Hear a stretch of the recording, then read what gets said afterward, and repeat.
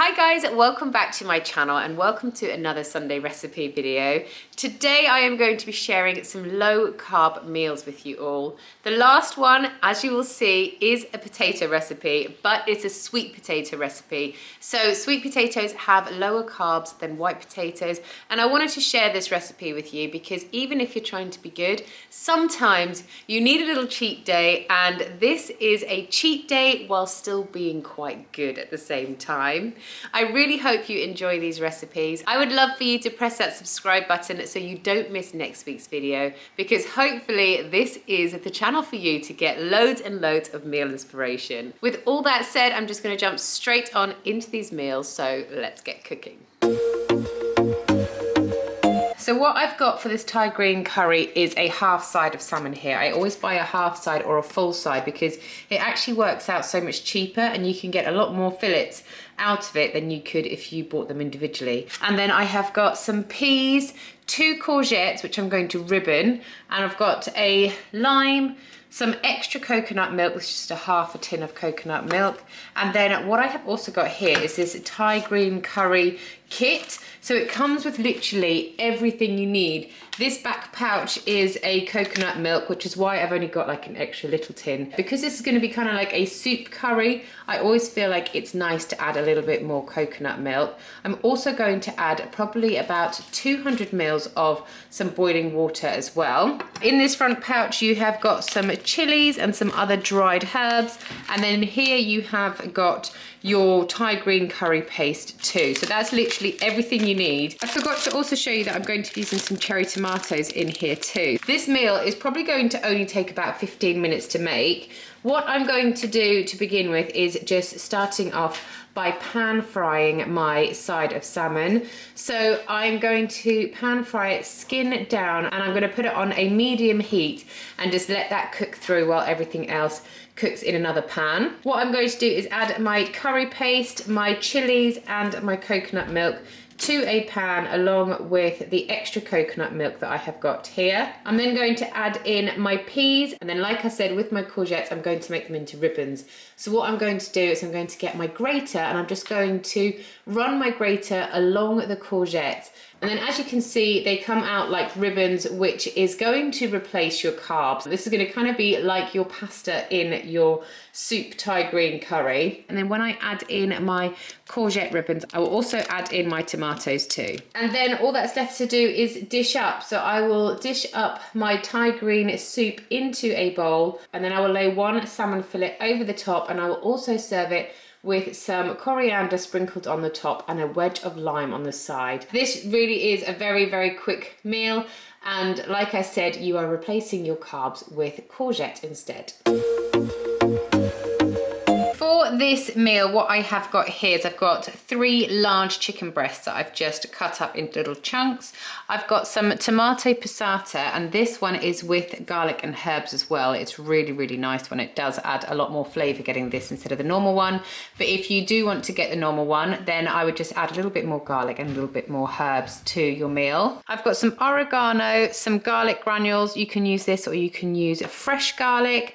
I have got 1 aubergine sliced up into kind of like half a centimetre thick sort of rounds. I've got 2 fresh mozzarella balls here, some salt and pepper, some olive oil, and then I have also got 150 mils of chicken stock here too. So what I'm going to start off by doing is getting my aubergine, and I'm going to just fry each piece off for a couple of minutes on both sides in some olive oil. Once those have fried for a few minutes, just remove them from the pan, and that's when you want to add in your chicken and just cook that through and brown it. Once that's browned, you can then remove the chicken from the pan too, and you then want to start making your sauce. So what I'm going to do is add in my tomato passata to my pan, along with some oregano, my garlic granules, and also some salt and pepper. Once you've seasoned your pot, you're then ready to add in your chicken stock too, and just let everything cook through for a good few minutes. Once your sauce has reduced down a little, you can then add back in your chicken and just let your chicken simmer away in the sauce for a couple more minutes. After that, you're then just ready to lay your aubergine slices on top of your chicken, and then get your mozzarella balls and then just tear chunks and place them on top of your aubergine. The pan that I'm using for this is also safe to go into the oven. So what I'm going to do is now remove it from the heat from the hob, and I'm going to put it under the oven on the grill setting for 10 to 15 minutes, or until your mozzarella cheese has melted into your sauce really, really nicely and it has gone nice and golden brown on the top. After that, you are ready to serve up. You can eat this just as it is, or you can serve it with a nice green salad on the side too. For these burgers, what I have got is 500 grams of beef mince, and then to go in here I have got some barbecue sauce. This is the Levi Roots barbecue sauce. It's really, really nice. And then I'm also going to put some paprika and salt and pepper in there, and that's it. And then what I'm going to serve this burger on is a mushroom, and then on top of the mushroom I'll obviously put my burger, and then I will dress it with some cheese and some tomato and some red onion and bits like that. And then on the side I am going to serve this with some salad. So I've just got some salad leaves, some gem lettuce, and then I've also got an avocado which I'll put on top of my burger as well. So what I'm going to start off by doing is I'm going to make up my burger patties. So like I said, I'm just going to be adding in some barbecue sauce, some paprika and some salt and pepper too. I'll just mix everything together really well to make sure all of those flavors have combined nicely. I will then shape my mince into 4 equal sized burgers and just put those to one side. I'll then just heat up a large pan, and I will get my mushrooms, and as you can see there's a little stalk in each of the mushrooms. I will just break that off, which will mean the burger patty can kind of like lay in your mushroom a little bit better. I'll then brush each mushroom with a little bit of olive oil, and I'll also season them too before putting them into the pan and just on a low heat letting them cook through for about 4 or 5 minutes so they can soften down. After they've been in there for 4 or 5 minutes, I will then take them out and put my burgers in there to cook. So you want to be cooking each side of the burger for about 3 to 4 minutes, or until it goes nice and kind of crunchy on the outside. You then want to flip it over, and as you can see there's got like a little bit of charcoal on the burger, but that means it's nicely cooked on the outside, but it's still going to be nice and juicy on the inside. After a couple more moments, you then want to put some cheese on top of your burger so that it can melt whilst it's in the pan, and you're then ready to dish up. So like I said, you want to put your mushroom down first, then your burger patty on top of that. Then I'm going to put on some crushed avocado, some red onion and some tomato too. And like I said, I'm going to then serve this with some salad on the side. So as you can see, this is a really quick and easy meal with basically no carbs.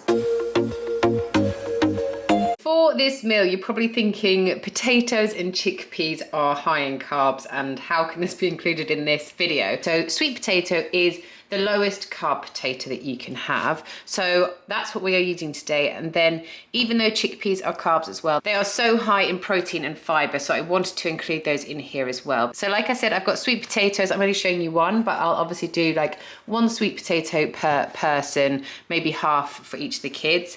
I have got some raisins here, some chickpeas, and what I've done here is just put some olive oil on top of here, and then I've scattered over some paprika and just mixed it all together. I've got 2 garlic cloves, 2 shallot onions, and I've also got some coriander here too. I have got some balsamic vinegar, and I have got some baby spinach too. So what I'm going to start off by doing is just preheating my oven to 200 degrees centigrade. I'm then just going to pierce my sweet potatoes all over, and I'm going to pop them into the oven for 50 to 55 minutes, or until they're nice and soft to touch. With my chickpeas, I am also going to roast these. So for the last 20 minutes that your potatoes are in the oven for, you want to put your chickpeas in there too. And then while those are roasting along with the potatoes, I'm going to heat up a pan with some oil in it, and I'm going to cook through my onions until they're nice and sauteed. I'm then going to add in my balsamic vinegar and just cook that for 2 minutes or so until the onions are nice and caramelized. I'm then going to add in my garlic, and I forgot to show you, I'm also going to add in a little teaspoon of lemon juice. And I'm just going to stir everything together for a couple of moments. Then I'm going to add in my spinach and cook through until it's nice and wilted. And I will also add in my raisins and some salt and pepper too. Once my potatoes are ready, I will then take them out the oven and put a long cut along each potato. potato. I will then just gently separate each side and just fork through the mashed flesh a little. I'm then going to spoon some of the caramelized filling into each potato. I'll then top each potato with some crispy chickpeas, scatter the coriander on top, and then we also like to serve this with a little bit more extra virgin olive oil and some balsamic vinegar on top. Thanks so much for watching today's video. I really hope you enjoyed it. Don't forget to subscribe, and I'll see you guys next Sunday. Bye.